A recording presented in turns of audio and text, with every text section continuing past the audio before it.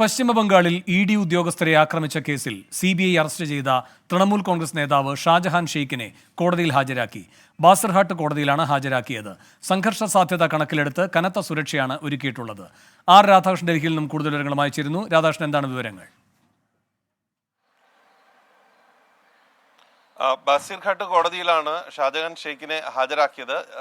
കനത്ത സുരക്ഷാ സംവിധാനങ്ങൾക്ക് നടുവിലായിരുന്നു ഇദ്ദേഹത്തെ ഹാജരാക്കിയത്. വീണ്ടും CBI കസ്റ്റഡി അപേക്ഷ നൽകിയിട്ടുണ്ട്. അതുമായി ബന്ധപ്പെട്ടിട്ടുള്ള തുടർ നടപടികൾ ഉടൻ തന്നെ ഉണ്ടാകും. ഇതിൽ പറഞ്ഞിരിക്കുന്നത്, CBI പറഞ്ഞിരിക്കുന്നത്, നിലവിൽ കസ്റ്റഡിയിൽ തുടരേണ്ടത് അഥവാ അന്വേഷണത്തിന്റെ ഭാഗമായി ഉള്ള അനിവാര്യമായിട്ടുള്ള ഘടകമാണ്. അതുകൊണ്ട് ഈ കൂടുതൽ വിവരങ്ങൾ പുറത്തു കൊണ്ടുവരേണ്ടതുണ്ട്. വിവരങ്ങളുമായി ബന്ധപ്പെട്ടിട്ടുള്ള തെളിവെടുപ്പുകൾ പൂർത്തിയാക്കേണ്ടതുണ്ട്. ഇതടക്കമുള്ള കാര്യങ്ങളാണ് ചൂണ്ടിക്കാട്ടിയിരിക്കുന്നത്. ഈ കസ്റ്റഡി അനുവദിച്ചിട്ടുണ്ട്, പക്ഷേ അത് എത്ര ദിവസമാണ് എന്നതിനെ സംബന്ധിച്ചിട്ടുള്ള വ്യക്തത അല്പസമയത്തിനകം മാത്രമേ ലഭ്യമാവുകയുള്ളൂ. കനത്ത സുരക്ഷാ സംവിധാനം, നേരത്തെ വേണു സൂചിപ്പിച്ചതുപോലെ കനത്ത സുരക്ഷാ സംവിധാനം ഒരുക്കിയിരുന്ന ഒരു പശ്ചാത്തലമാണ് ബസിർഘട്ട് കോടതിയിൽ ഉണ്ടായിരുന്നത്. നിരവധി TMC പ്രവർത്തകർ അടക്കമുള്ളവർ അവിടെ തടിച്ചുകൂടിയിരുന്നു.